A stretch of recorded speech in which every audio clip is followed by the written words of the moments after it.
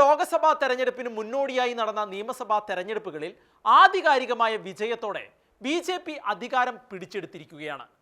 അപക്വ യൗവനത്തിൻ്റെ ചാബല്യങ്ങൾക്ക് അപ്പുറത്ത് മോദി പ്രഭാവത്തെ വെട്ടാൻ പോകുന്ന കരുത്തോടെയാണ് രാഹുൽ എഫക്റ്റ് മുന്നേറുന്നതെന്ന് മാധ്യമങ്ങളും എക്സിറ്റ് പോളുകളുമൊക്കെ ഒരുപോലെ അവകാശപ്പെട്ടെങ്കിലും അധികാരം കയ്യാളിയിരിക്കുന്ന രാജസ്ഥാനിൽ നിന്നും ഛത്തീസ്ഗഡിൽ നിന്നുമെല്ലാം ചൂണ്ടുവിരലിൽ മഷി പുരട്ടി കോൺഗ്രസിനെ ജനം മാറ്റി നിർത്തിയിരിക്കുകയാണ്. ബ്രിട്ടീഷുകാരോട് ഇന്ത്യക്ക് വേണ്ടി വിലപേശിയ നെഹ്റുവിന് ശേഷം ഇന്ത്യ അടക്കി വണ ഇന്ദിരാഗാന്ധിയുടെയും രാജീവ് ഗാന്ധിയുടെയും മറ്റും കാലഘട്ടമെല്ലാം ഓർമ്മകൾ മാത്രമായി.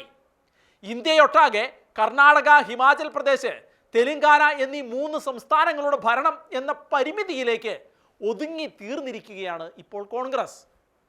സമാനതകളില്ലാത്ത വിധത്തിൽ കോൺഗ്രസ് പാർട്ടി രാജ്യത്ത് തകർന്നടിഞ്ഞത് പാർട്ടിയിലെ പരസ്യമായ വിഴുപ്പലക്കലും തൊഴുത്തിൽ കുത്തും മൂപ്പിള തർക്കങ്ങളും ഒക്കെ തന്നെയാണ്. എന്നാൽ ഇന്ത്യയിലെ ഭൂരിപക്ഷം വരുന്ന ജനങ്ങളുടെയും വികാരത്തെ മാനിക്കുകയോ ഉൾക്കൊള്ളുകയോ ചെയ്യാതെ വോട്ട് ബാങ്ക് മാത്രം മുന്നിൽ കണ്ട് പാർട്ടി നടത്തിയ അതിരുകവിഞ്ഞ ഇസ്ലാമിക പ്രീണനം തന്നെയാണ് ഇത്രയ്ക്ക് വലിയ വീഴ്ചയിലേക്ക് കോൺഗ്രസ് പാർട്ടിയെ കൂപ്പുകുത്തിച്ചതിൻ്റെ ഏറ്റവും വലിയ കാരണം. കൂടാതെ ഇസ്രായേൽ ഹമാസ് യുദ്ധത്തിൽ ഇന്ത്യ ഇസ്രായേലിനൊപ്പം നിൽക്കുമ്പോൾ രാജ്യത്തിൻ്റെ താല്പര്യത്തിന് അപ്പുറത്ത് ഹമാസിൻ്റെ തീവ്രവാദത്തെ ഒന്ന് അപലപിക്കാൻ പോലും തയ്യാറാകാത്ത കോൺഗ്രസിൻ്റെ ഇരട്ടത്താപ്പും തിരിച്ചടിക്ക് ആക്കം കൂട്ടിയിരിക്കുകയാണ്. ഇന്ത്യയിലെ ഭൂരിപക്ഷം പോണ ജനങ്ങൾ ഇതെല്ലാം ചർച്ച ചെയ്യുമ്പോഴും തെറ്റുകൾ തിരുത്തി ജനകീയ അടിത്തറ ശക്തമാക്കാനുള്ള ഒരു നീക്കവും നടത്താതെ പോകുന്ന കോൺഗ്രസിൻ്റെ നയങ്ങൾ അങ്ങേയറ്റം ആത്മഹത്യാപരം തന്നെയാണ്. രാജസ്ഥാനും ഛത്തീസ്ഗഡും പോയെങ്കിലും ഇപ്പോൾ ശക്തമായിരിക്കുന്ന ഇടത് വികാരം മുതലെടുത്ത് കേരളത്തിൽ 2024 അധികാരത്തിലെത്താമെന്ന് കോൺഗ്രസ് കണക്കുകൂട്ടുകയാണ്. കേരളത്തിലെ ജനങ്ങൾ പിണറായിയുടെ ഭരണം അത്രയ്ക്ക് മടുത്തു എന്നത് വാസ്തവമാണ്.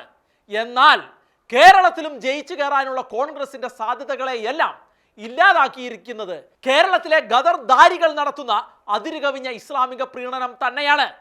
അത്രമേൽ അതിരുകടന്ന ഇസ്ലാമിക വോട്ട് ബാങ്ക് പ്രീണനമാണ് മുരളീധരനും ചെന്നിത്തലയും രാജ്മോഹൻ ഉണ്ണിത്താനും പിന്നെ മാങ്കുറ്റിയെ പോലെ ചില ലോക്കൽ നേതാക്കന്മാരും നടത്തിക്കൊണ്ടിരിക്കുന്നത്. ലീഗിനെ പിണക്കാതിരിക്കുക എന്നത് കോൺഗ്രസിനെ സംബന്ധിച്ച് നിലനിൽപ്പിന്റെ പ്രശ്നം തന്നെയാണ്. എന്നാൽ എക്കാലവും കോൺഗ്രസിന് ഒപ്പം ഉറച്ചു നിന്നിട്ടുള്ള ക്രൈസ്തവ സമൂഹത്തെയും വലിയ വോട്ട് ബാങ്ക് ആയ ഹൈന്ദവ സമൂഹത്തെയും അവർ തീർത്തും അവഗണിച്ച് മുന്നോട്ട് പോവുകയാണ്.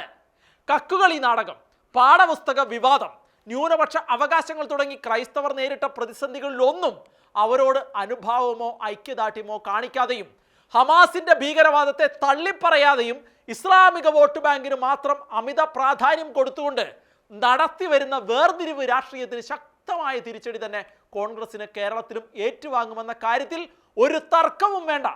കർണാടക കണ്ട് കുന്തളിച്ച കോൺഗ്രസിന് ഇപ്പോൾ 8ന്റെ പണി തന്നെയാണ് കിട്ടിയിരിക്കുന്നത്.